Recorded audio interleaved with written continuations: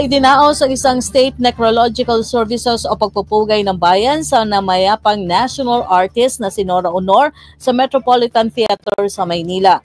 Bandang alas 8:30 nang ihatid ang mga labi ng veteranang aktres sa Met mula sa Heritage Park sa Taguig kung saan ito ibinurol.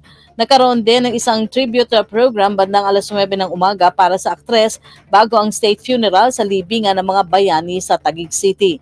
Dagsa naman ang mga kaibigan, taga-suporta ni Aunor sa Metropolitan Theater habang ang iba ay nagtungo na sa libingan ng mga bayani para sa paghahatid sa aktres sa kanyang huling hantungan. Ang aktres na kung tawagin na Ate Guy ay sumakabilang buhay noong April 16 sa edad na 71. Abante Radyo Balita sa tanghali.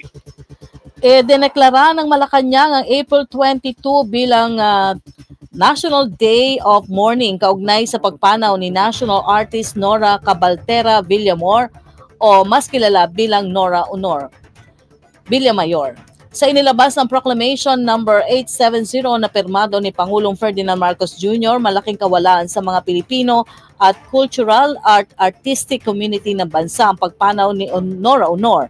Ang malaking kontribusyon anya ni Aunor sa larangan ng pelikula at musika ay maiiwanang pamana nito sa alaala ng mga Pilipino at ang kanyang husay at malalim na talento bilang performer ay nag-angat sa pamantayan ng kagalingan sa larangan ng sining at kultura at nagsilbing inspirasyon sa mga henerasyon ng mga artista, filmmakers at mga manonood sa lokal at international stage.